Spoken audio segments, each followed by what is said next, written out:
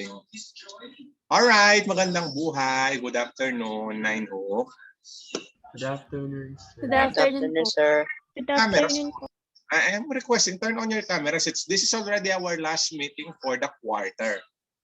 And then, like what I told Luna earlier, as those who just entered the Zoom, because I do not want you to be stressed and I want you to enjoy the short break. For this quarter, I'm deciding to cancel your electronic portfolio. So hindi na kayo muna gagawa ng portfolio. Considering that the second quarter is the longest quarter and you have a lot of requirements. So what you will do, just comply with the regular requirements. Be sure that you're complete. No, better to be safe than sorry. Mag-isegurista na. Just comply with the regular requirements and that's it. If your scores are good, then expect your grade in English as the previous quarter, it will have flying colors.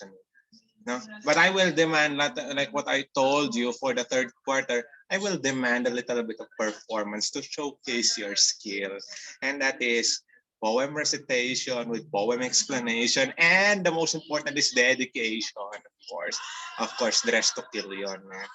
So you will stand formally in your best attire, with your best emotions and everything, reciting a poetic masterpiece in English American Lit, explaining its message, and finally, to whom are you dedicating it? The best outputs, with your consent, I will decide to upload them in YouTube. Na, para naman. Oh, why are you shocked, Luna? Come on. I think none of you is physically ugly, you know. Some are shy, but I think they just need a little boost of confidence, no? I know naman in reality, put it in Filipino, mga walang hiya naman kayo. Just put it. I have TikTok, but it's useless, no?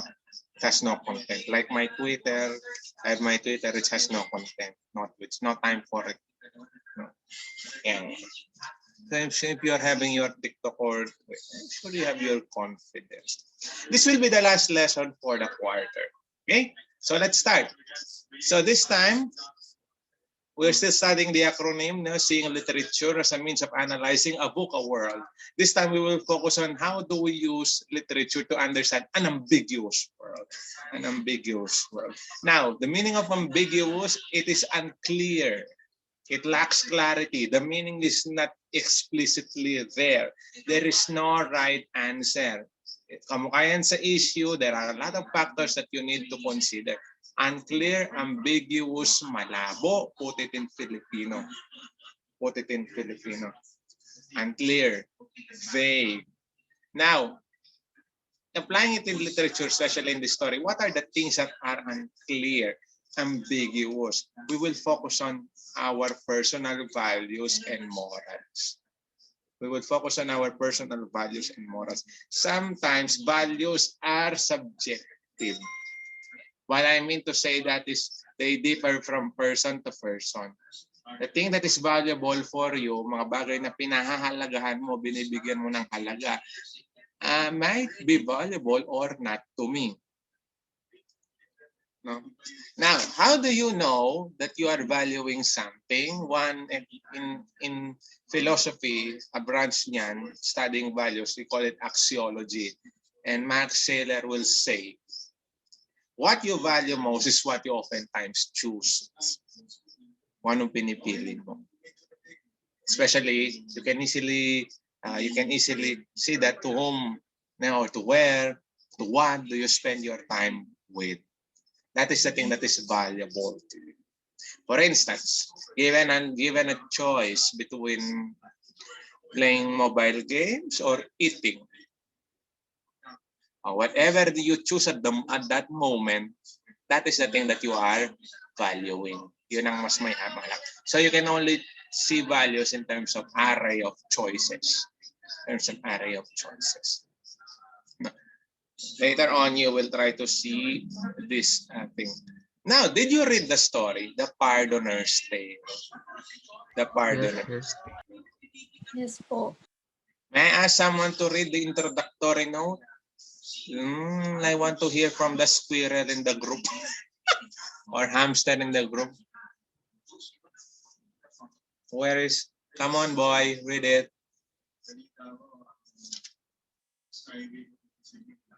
Boy, come on. Go, Christian. You want to be called explicitly, ha? Come Ay, on. ako pala yun. The handsome hamster because of the profile picture. Na. I thought it's Pikachu. Oh, go, Christian. The Pardoner's Tale. This classic literary piece foretells a story of unchanging values and good character that most of the people with varying beliefs in the society finds ambiguous, yet it cannot be denied that these morals have higher value than any amount of worldly possessions. All must beware the sin of avarice, which can only bring pitié and death. If you read the story, Christian, what do you think is the meaning of the word avarice there? What do you think is the meaning of the word avarice, which is one of the central themes of the story that we will discuss for this meeting? Sa tingin ko lang, sir, betrayal. Ganun. Betrayal? Not necessarily. Nice, but it has something to do that theme will also emerge later on in the story. Erica, you're raising your hand. Extreme greed or desire to be rich. In other words, you're correct. It is greed. Pagkagahaman. The desire to accumulate, to get something, even in wrong ways. Even in wrong ways.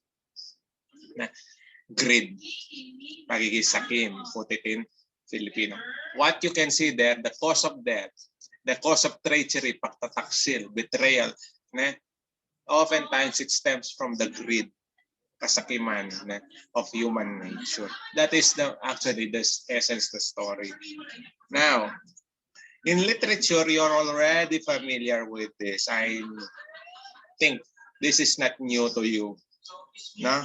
All stories, how simple or complicated, must contain the following. If one is lacking, then the story is not complete.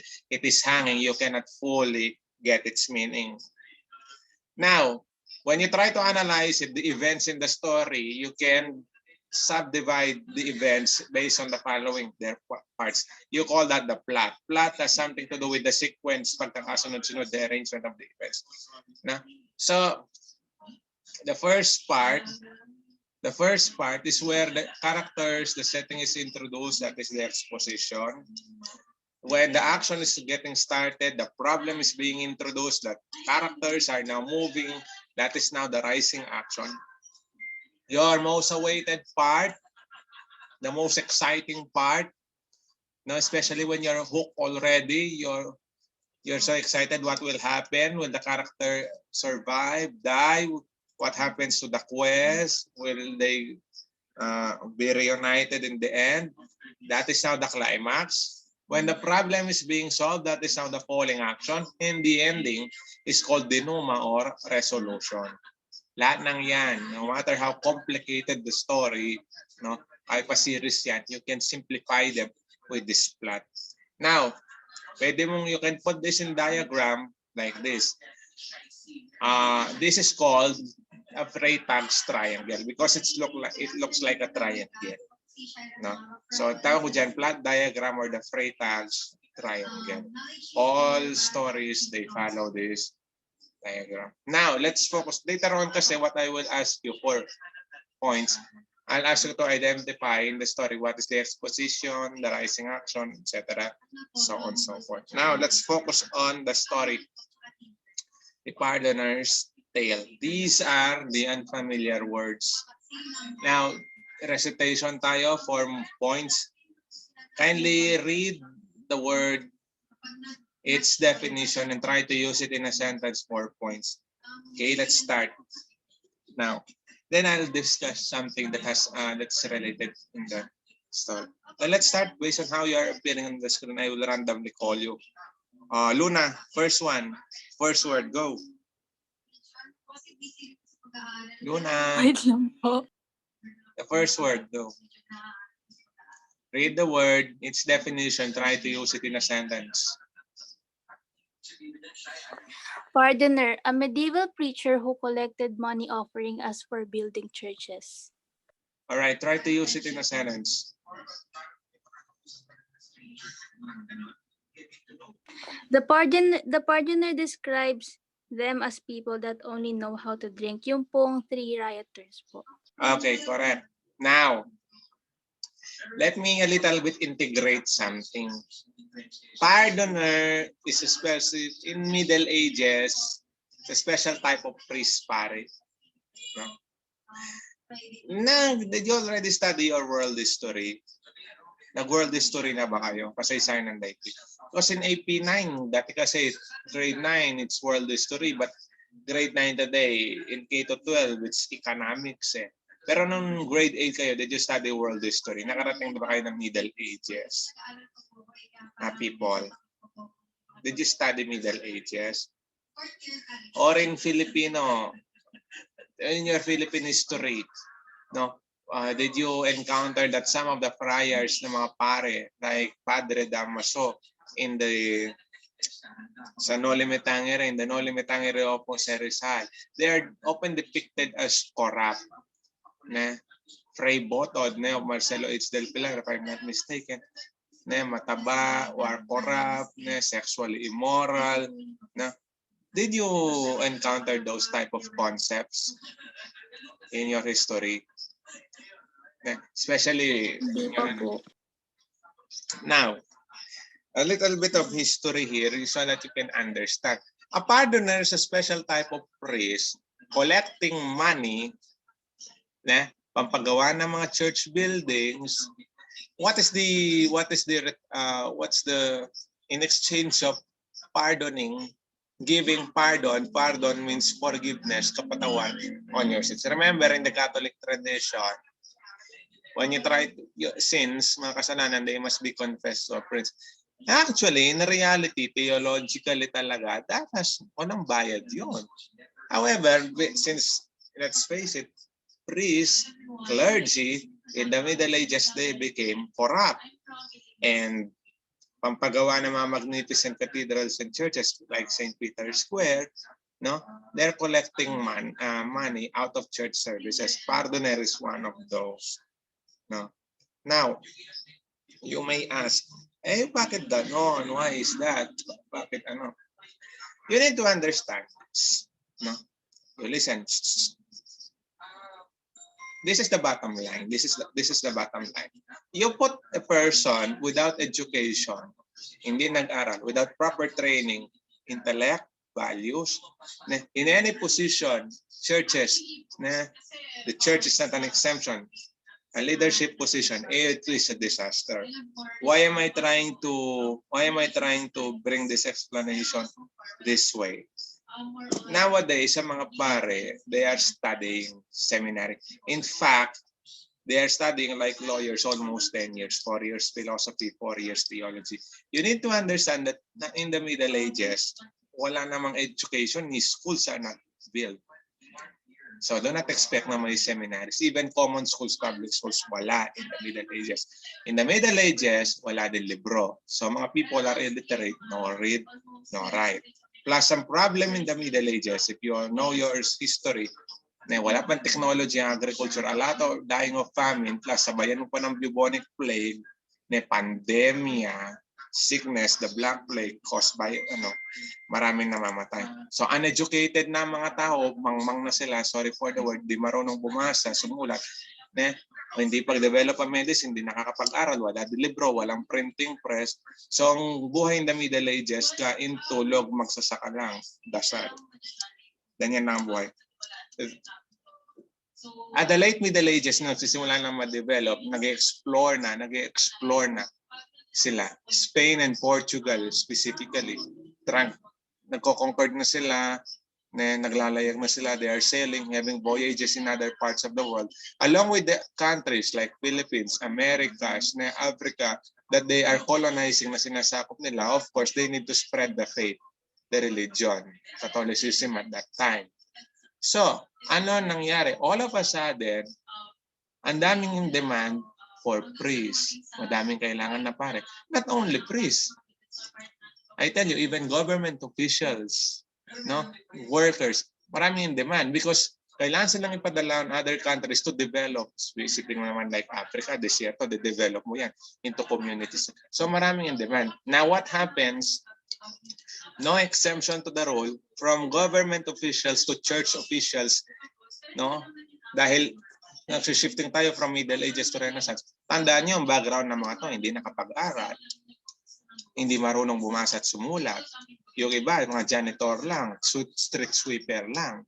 And so, ang nangyari, basta konting training lang, parang short seminar lang, no? Few weeks lang, since kailangan in demand, no? Basta alam mo lang magdasal, alam mo lang magano, sige na, ordinahan ka na as pare. So, yung mga nobody, sorry for the word, yung mga nobody, mga kalat-kalat, mga mangmang, mga hindi na trained, ne? Mga maliliit na tao, ne? Na poor lang. In Europe, pagdating ngayon sa Pilipinas, sa Africa, sa Amerika, ne? They are now somebody from nobody, street sweeper lang, ne? To dito, Paris, no? Padre, ne? Giving gifts, money, etc. And so what happened? They become abusive, nalumod sila sa power, because they do not have the proper training on intellect, management, and even values. That's what happens. Because Padre Damaso, before he became a priest here, he's just a street sweeper, or actually a common nothing, uneducated man in Europe. And then pagdating dito, all of a sudden, leader siya. Because of the lack of proper training and they became corrupt. That is the real story behind Padre Damaso. The governor generals naman, yung iba, plain barber lang, barbero lang ng hari or sino mga pag nakasip-sip lang na binibigay ng posisyon. This is also the reason. Imagine mo, anong alam ng isang barbero sa pamamahala ng isang kolonya, ng isang bansa like Philippines? From plain barber to being dahil doon mahirap sila, dito yung mayaman sila, they have all the power, nalulungkot sila. They tend to become abusive. Without the proper training in mind and in heart of they tend to become corrupt. That is what you can see in this story. So this story, Pardoner's Tale, is a reflection of that. That is just a historical trivia. You need to know kasi bakit sila naging abusive, why are they corrupt. Simple, nalasing sila sa power, sa recognition, sa admiration. Because back there in Europe, they really nobody. Hindi rin naman makapag-report, hindi rin naman makapag-monitor. Unlike ngayon, may internet, they can easily check. May airplane, kung may corrupt na official from other satellite branches you can easily report or check. And wala namang so the mother colonizers, Europe, Spain, they do not, the leaders there, they do not also know what's happening sa mga bansang colonies. Because technology, communications was not yet developed at that time. So they cannot check, they cannot correct the abuses, they cannot even replace this guy. Malala na kapag ka makakapunta. So that is what you need to understand when you study history. I hope I was able to explain that very well. Okay, next word, Nell. Let's have Raisa May. Come on. Go, Raisa. Try to explain read the word, its meaning, and explain its concept. Use it in a sentence, rather. Knell is a ringing sound, particularly from a bell tolled to announce death. Use it in a sentence. Their refusal rang the knell of our hopes. Okay. Knell is no other than the bell, the sound of the bell, the type of pealing of the bell, parang ng pagpapatunog sa kampana sa bell kapag may patay. Okay, yan ang kampana ng pampatay. So, that's Knell. Third, gluttony. Jason, try. Gluttony, greedy or excessive indulgence for something. Greedy or excessive indulgence in something. What's this? Try to use it in a sentence. Go, Jason. I use a meal chart to avoid the temptation of gluttony. All right. What's the simple equivalent Filipino word for gluttony? What's the simple? Anyone like to try? Raise your hands. Madamot. Damot? Near, but not. Matakaw. Correct, Christian. You got it right. Katakawan. Katakawan. Now, gluttons, you need to understand. My goodness, 10 minutes. Okay, if we will be cut, just enter. Gluttons, you need to understand, are not simply those who are having extra rice. No. No, the first characteristic of it, excessive. Kung nakaka-5 na, sorry. Yung mga kumakain sa manginasal, those are eating at manginasal. And those who are always asking for extra rice from 10 to 15 cups, oh my goodness, you're gluttons. But the real, it's a sin actually. Kasalanan yan. Why? In the biblical word, in ancient world, how do you describe gluttons? It's not enough that simply matakaw sila. They are described as this way. They are already full. They will gouge down their throat, so that they will just vomit what they eat just to eat again. Because they find pleasure in eating. Put it in Filipino, busog na sila. Ano yung nilalalamunan nila, ang dila nila, para isuka na lang kinain nila, para lang makakain ulit sila, just to experience the sensual pleasure of eating. That is a glutton. Okay? Para lang alam ninyo saan nagmula. Next word.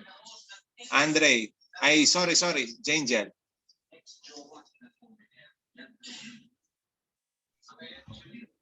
Forgive the enemy, do not avenge thyself except by doing him good.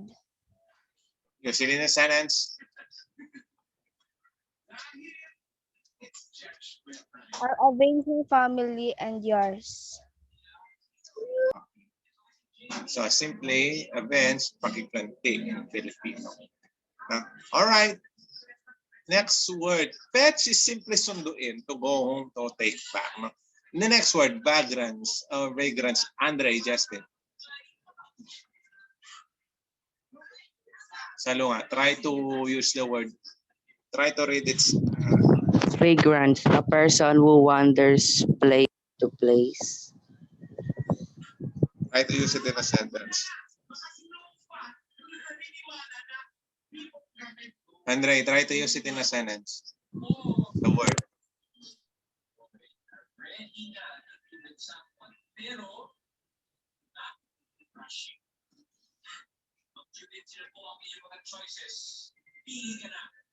Yes, Andre.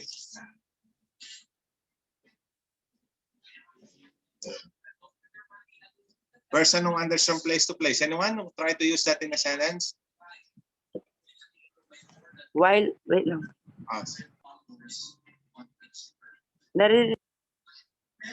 Hi, you're having technical difficulties. I'll just get back at you.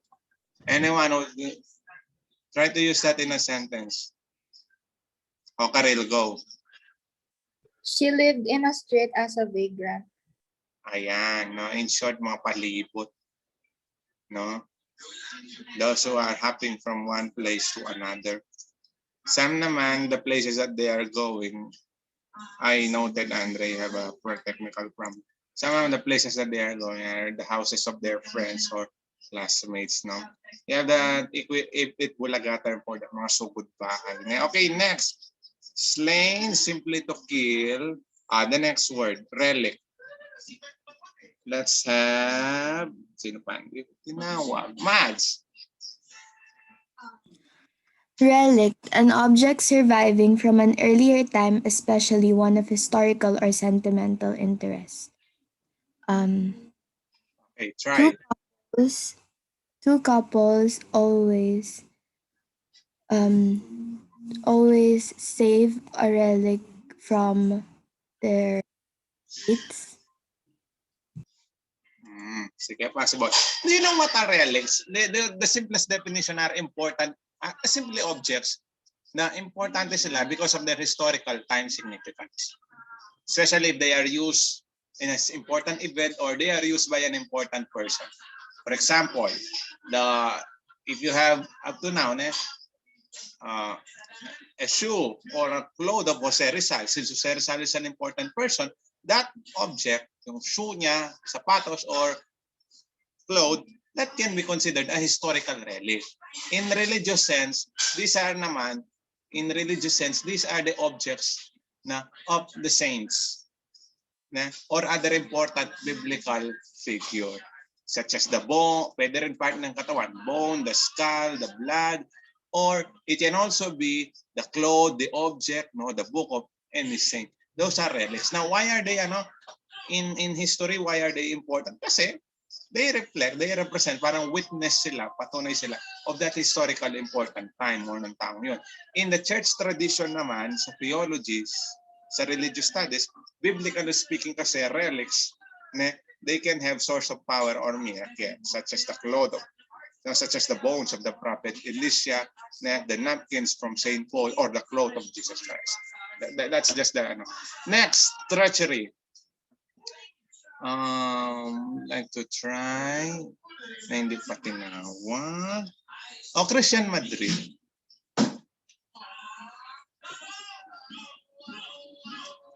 Christian. Oy, GGWP. Come on, try. Oy, Christian Esguerra. Sige, you're raising your hand. You already have it. Betrayal, treachery, betrayal of trust. Try to use it in a sentence. Trick and treachery are the practice of fools that have not faith enough to be honest. Wow, you seem to be so, it seems that you're so expert in that word. Why? Did you already experience that at your age?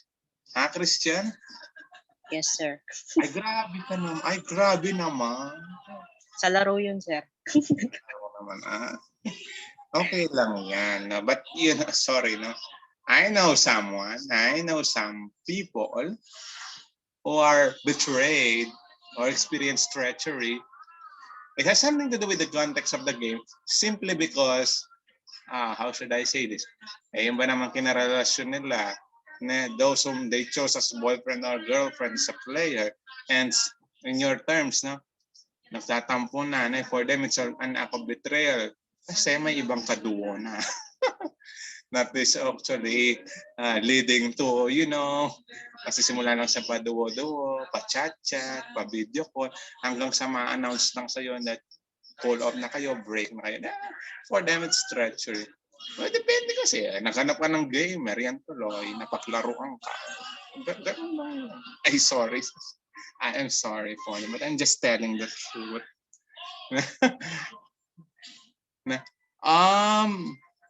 Apothecary. The word. Andre, come on. I think you don't know. Sano nga? Apothecary, a person who prepared and sold medicines and drugs. All right. So, try to use it in a sentence. The woman needed to go to the apothecary in the village to get medicines for her son's illness. All right. Now, modern day equivalent, drugstore, like Mercury and Manson. But how are ancient old apothecaries different from the modern drugstore? Anyone who knows the difference? Paano yung old apothecary are different from the modern drugstores? Karil, you want to try? Sige. Dati po yung gumagawa po ng medicine, sila din po yung like nagtintenta. Ngayon po like we have pharmacists po like who study the medicine and like yun sa mga bumibili po, they tell them what they need, ganun po. Okay. Yes, correct in the modern sense. But one difference that I would like to highlight is can you buy poison at Mercury Drug, Manson? No, sir. Hindi. No, sir. What you can only buy today are just modern medicines. But in ancient apothecaries, even deadly as poison, you can buy over the counter. Later on later slowly, they began to ban it and then naging below the counter. Pero in ancient times, yung mga yan over the counter, pwede mong bilhin. Kanya in the story, one of the persons, the writers, went to an apothecary just to buy poison, di ba? Kasi pwede mong bilhin yan dati. Last one, debauchery. Sino bang points? Erica, try. Debauchery. Extreme indulgence on bodily pleasure like alcohol, drugs, or something considered immoral. His early death encouraged people that debauchery will take you out of nowhere. Now, debauchery, thank you.